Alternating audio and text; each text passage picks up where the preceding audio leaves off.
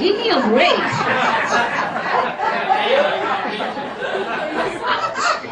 By the time you reach that washroom, you're finished. So, but this is the stupidity, and nobody seems to realize that it is a waste.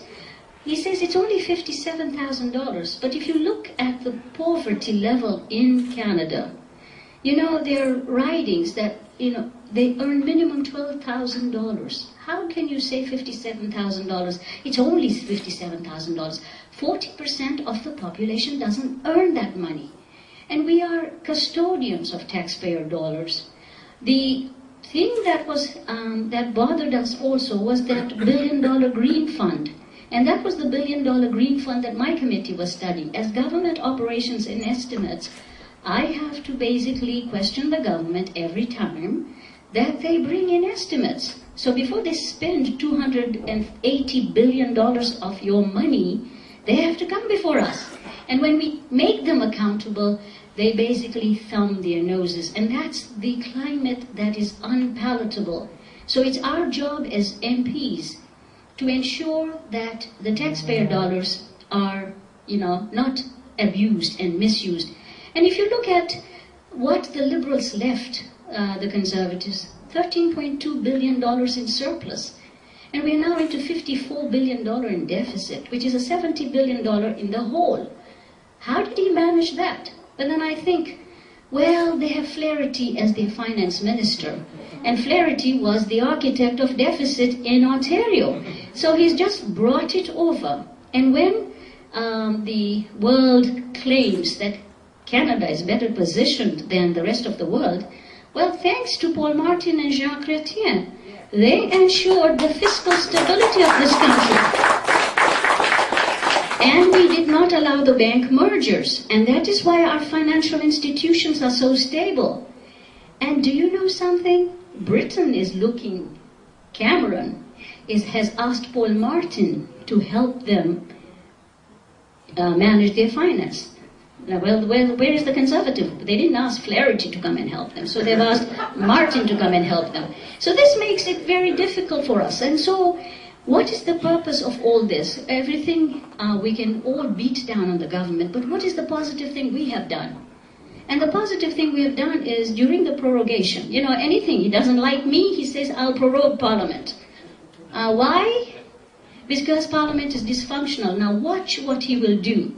I think it is too late in the year to do it, because when we saw all these problems with committees, we thought he was trying to make a case that Parliament is dysfunctional, he wants to dissolve government and go for an election. He could have, but unfortunately the $1 billion boondoggle on his false lakes and everything else has stopped him from doing it. But what have the Liberals been doing? While the Parliament was prorogued, we had 50 round tables. We went to Parliament, we went across the country, from coast to coast to coast, holding 50 round tables on the environment, on the economy, on childcare, on the social justice agenda, on the seniors, on the veterans. People don't realize that these guys jump up and down and say, well, we're looking after the veterans. They're not. The veterans are suffering.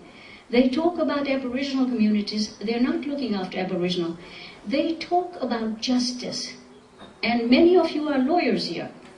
They claim we're soft on crime. We're not. We're smart on crime. They're foolish on crime. So we've sent our safety committee to do reviews in Norway, in Texas, etc., to find out what really works. While they have prorogued, we went working. We also held the 150, Canada 150. Now, what is Canada 150?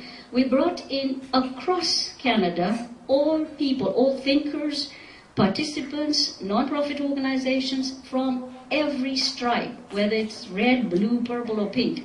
We didn't care. As long as people participated in a logical manner to say what the future of Canada looks like. And we had it in Don Valley East, we did it at IBEF, and we had IBEW, and we had a very good turnout. So the Liberal Party has been working hard, and June 13th we are having a follow-up for all Liberal members, follow up on what was discussed at Canada 150. So the Liberals have kept on working hard, putting the government's feet to the fire. But what has the media done? I think the Ottawa media is kinder to us than the Toronto media is. So I have no idea. The Toronto media has decided that they will decide who the winner is. Probably they want NDP. I don't know. But that's not the reason. So I think every one of us has to watch CPAC. I find CPAC very balanced. CPAC is a good one. CBC depends what the day, time of the week what it is, and others. But we can also go to the social media and look and listen. And MPs do send out a lot of information, and I think it is important to keep the lines of communication open. If you have issues, questions, concerns, we have emails and you can write to us. So that is my little spiel. I thank you all very much for being here. And I thank you, I hope you have enjoyed yourself, you enjoyed the belly dancing. Shore is now going to show you how Iranian dancing works. And I would like to call upon Shore and Hussein, if you're coming, to give you a little token of our appreciation for all the stuff you've done for us. And by the way, dessert has YR written on it. It's young and restless. So if you eat it, you will be young and you will be restless and you'll come out and help the Liberal Party. Sure.